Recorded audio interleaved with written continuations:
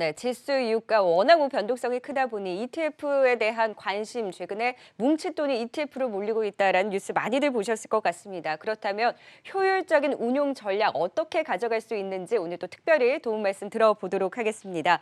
NH 아문디 자산운용 ETF 전략팀 김현빈 팀장 모시고 이야기 이어가 보도록 할게요. 어서 오세요. 예, 안녕하십니까?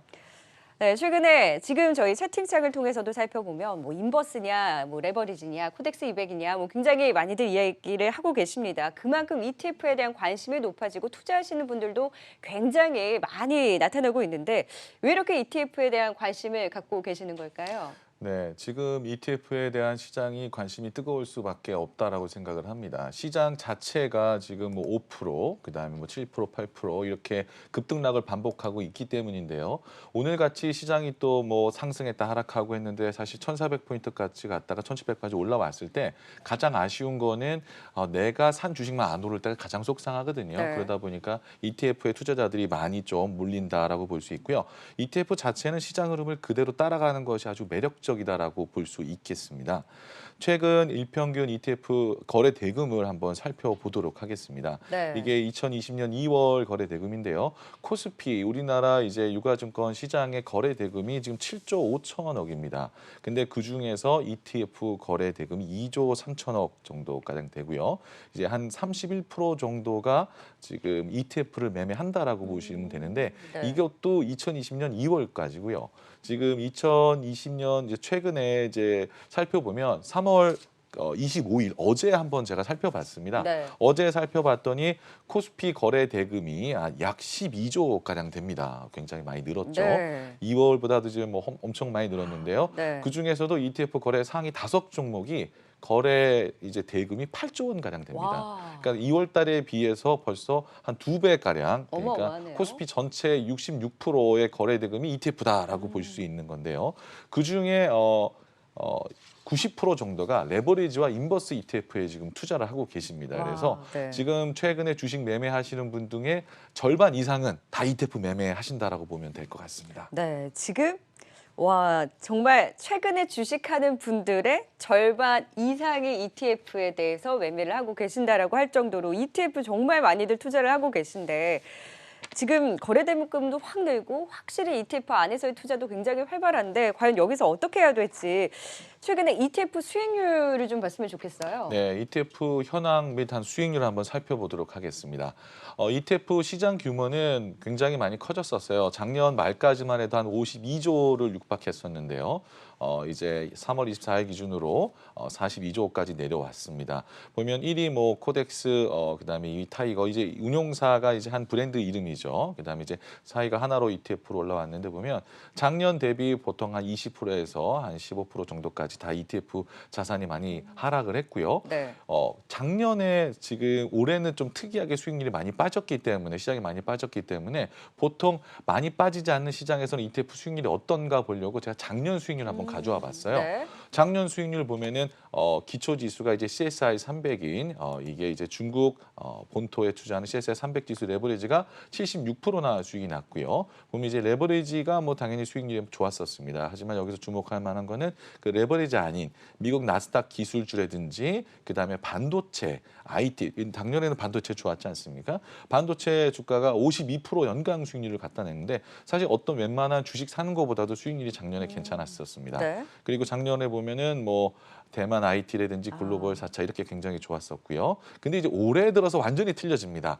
올해 이제 작년 말부터 현재 이제 3월 달까지 수익률을 보면 깜짝 놀라실 텐데요. 네. 지금 타이거 원유 선물 인버스가 103%까지 아우, 수익이 납니다. 다 인버스가. 예, 네. 다 인버스가 지금 상위를 차지하고 있죠. 아우. 사실 원유가 알다시피 뭐 50달러 하던 게 지금 20달러까지 빠지면서 원유가 많이 빠졌기 때문에 인버스 수익률이 당연히 날 수밖에 없는 노릇이고요.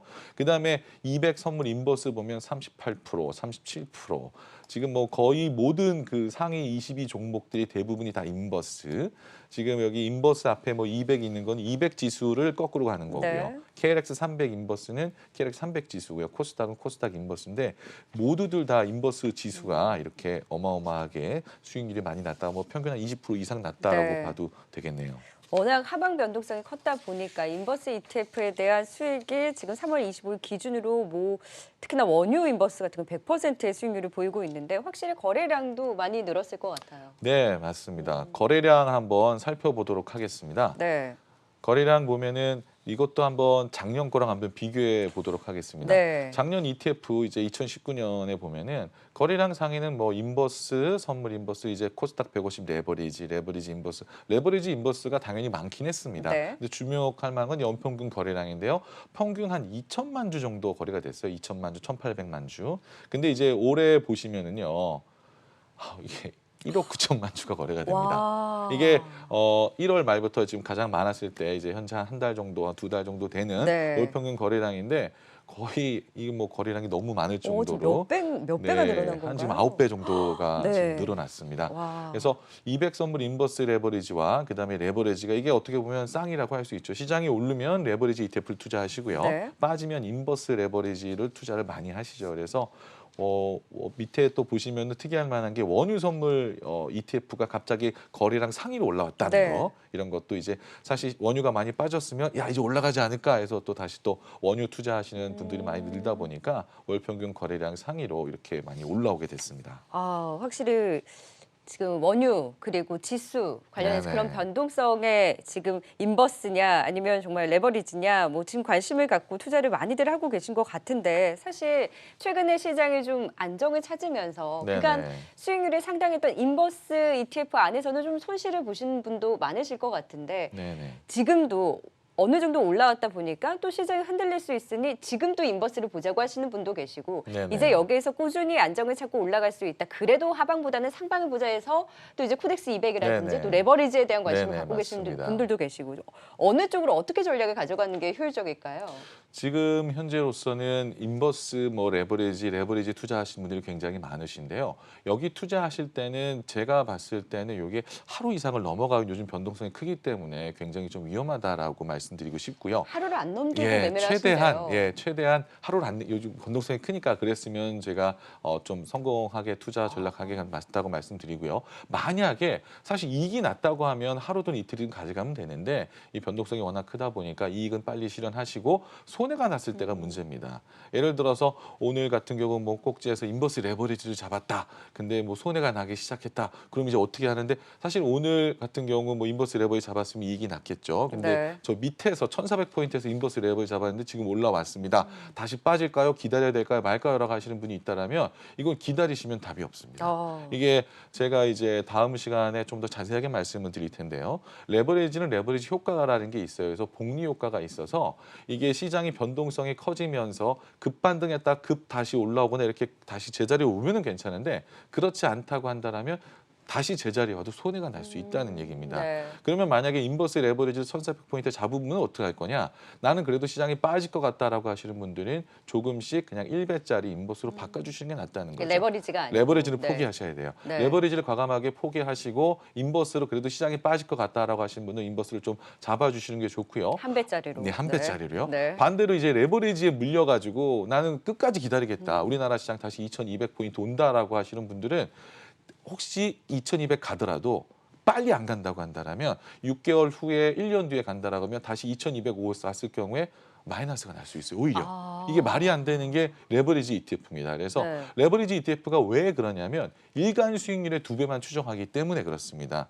그렇기 때문에 일간 수익률이기 때문에 누적 수익률은 안 되는데 여러분들이 그냥 주식이 그냥 일반 주식처럼 놔두면 올라가겠지라고 하시는 분들이 계셔가지고 네. 그런 분들은 좀 주의하시고 어떤 레버리지나 인버스 레버리지 물리신 분들은 지금이라도 1배짜리로 과감하게 욕심을 좀 버리시고요. 네. 조금 천천히 회복한다고 생각하시고 네. 1배짜리로 갈아타시는 게 좋은 전략이 될 것 같습니다. 그러니까 레버리지는 좀 조심을 하고 한 배짜리로 하자라고 한 배짜리로 이야기 주셨어요. 웬만하면 한 배짜리로 좀 네, 추천드립니다. 그리고 하루를 예. 넘기지 않는 좀 전략으로. 최대한 이제 원래 하루 이틀 더 갈 수 있겠지만 네. 최근 요즘 변동성 같은 경우는 맞아요. 이제 하루를 넘게 안 않고 차라리 이익 났으면 빨리 네. 이익 실현하시는 게 나을 것 같습니다. 지금 질문이 굉장히 많이 올라오고 있는데 ETF 세금 내나요? 라고 하시네요. 네, ETF는 일단 주식형 ETF는 세금을 내지 않고요. 네. 주식에 투자하지 않는 뭐 선물이나 레버리지 인버스 같은 경우는 세금을 냅니다. 특히 해외 ETF는 세금을 내는데 네.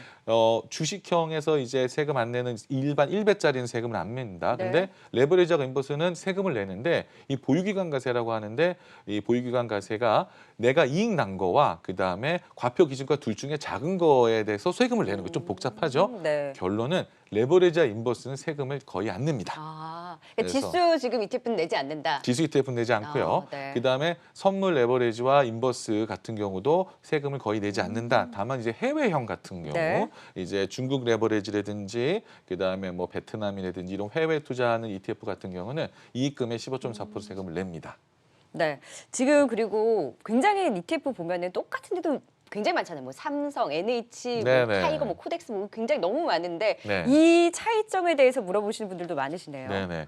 차이점은 뭐냐면 가장 중요한 게 이제 아까 ETF 이제 화면을 보면은요. 제가 여기 1월 말에서 현재 열 평균 거래량 상위 ETF를 보면 기초 지수를 보시면 됩니다. 네. 기초 지수가 똑같다라고 하면은 비슷한 ETF다라고 보시면 되는데 예를 들어서 삼성은 코덱스, 미래는 타이거, 이제 농협이 이제 하나로란 ETF 브랜드가 네. 있는데요. 기초 지수가 똑같으면 똑같이 움직일 수 있다. 다만 한 가지 거래량에 있어서는 차이가 납니다. 그래서 네. 예를 들어서 레버리지도 여러 가지 종류가 있는데 여러분들이 단타나 이렇게 할 때는 솔직히 말씀드리면 정말 거래량이 많은 걸로 하면 좋습니다. 네. 근데 이제 거래량이 많으면 좋은데 문제는 뭐냐면 거래량이 또 너무 많다 보니까 이 괴리율을 따지지 않고 너무 이제 종가라든지 이럴 때 많이 사시는 분들이 계시는데 그거는 좀 주의하셔야 됩니다. 예를 네. 들어서 종가에 너무 올라갈 것 같아 그래서 괴리율 같은 거 신경 쓰지 않고 막 사시는 개인 투자자들이 계시는데 그런 건 굉장히 위험하니까 좀 조심하셔야 됩니다. 괴리율을 또 여쭤보시는데요. 괴리율은 뭐냐면 네. ETF의 그 실제적인 순자산 가치라고 얘기하는데 순자산 가치와 ETF 현재가의 차이를 얘기하는 겁니다. 네. 순자산 가치하고 현재가하고 이렇게 같이 원래 보통 움직이게 돼 있어요.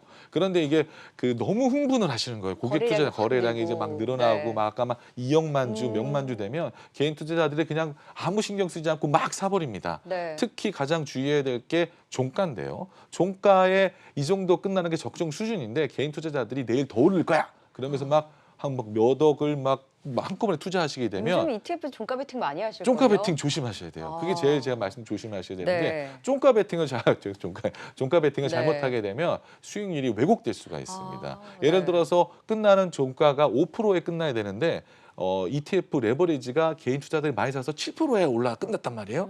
그럼 그 다음 날 시작하자마자 보합에 시작하게 되면 마이너스 2%로 떨어지게 됩니다. 왜냐하면 어제 고평가돼서 끝났기 때문이죠. 이런 게 되게 조심하셔야 되는 그러니까 상황입니다. 거래량이 많은 걸수록 사실 그런 괴리율이 클 수가 있는 거네요. 예, 특히 종가에. 장중 괴리율은 금방 LP가 이제 마켓 메이커들이 이제 유동성 공급자들이 조정을 해줘서 괜찮은데 종가는 유동성 공급자가 그 의무가 없거든요. 그러다 네. 보니까 빼다 보니까 종가에 많이 괴리율이 크게 움직일 수 있으니까 조심하셔야 된다. 네. 말씀드리고 싶습니다. 그리고 ETN과 ETF의 차이점이 궁금하다라고 하신 분도 계세요. 네, 맞습니다.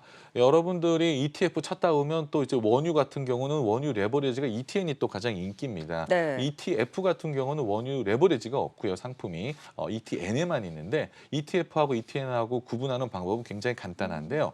이름 뒤에 ETN은 ETN이라고 써 있어요. 맞아요. 예, 아시네요. 예. 네. 그리고 ETF는 ETF라고 써 있지 않습니다. 한번 차이를 제가 표를 보면서 말씀드리는데요. ETF는 상장지수 펀드고요. ETN은 상장지수 증권입니다. ETF는 자산운용사가 만드는 거고요. 그리고 그다음에 소유 형태를 보면 ETF는 기초 자산을 소유하고 있는데 그다음에 이제 ETN 같은 경우는 무보증 채권이라고 보시면 되는데 네. 이게 좀 이해하기 쉽게 말씀드리면 그렇습니다. ETN은 증권사에서 수익을 약속해 가지고 맡겨주는 거기 때문에 예를 들어서 저희가 약속을 맡긴다라고 보시면 되고 약속이다라고 보면 되고 ETN은요. 네. ETF 같은 경우는 기초 지수에 해당하는 포트폴리오를 운영해 주세요라고 심부름을 시켰다라고 네. 보시면 됩니다. 그러면 ETN 같은 경우는 증권사가 약속을 하고 주기로 했는데 이 증권사가 만약에 없어지거나 그런 일은 없겠지만 네, 네. 그렇게 되면 이제 굉장히 위험한 아. 경우가 생길 수가 있습니다. 근데 그 위험은 그럼 가능성이 낮네요. ETF 네?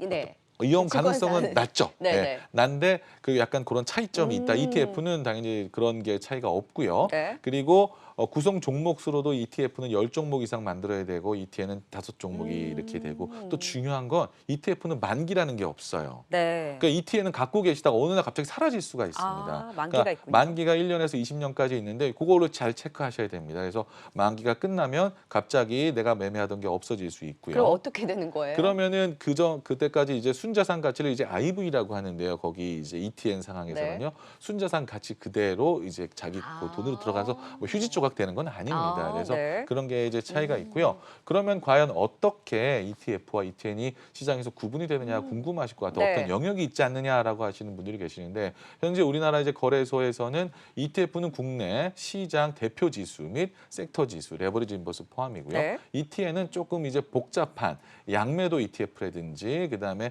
원유 레버리지 ETF라든지 이런 거 변동성 지수 ETF, N이라든지 이런 것 쪽으로 좀 해 있고요. 중간에 이제 해외나 이제 통화나 이런 것들은 같이 좀 이제 공통 경쟁 영역으로 돼 있습니다. 네. 지금 원유 ETN 매매 많이 하시는데 굉장히 많이 하시죠. 예. 이 투자를 할 때 좀 더 효율적으로 전략을 세울 수가 있나요?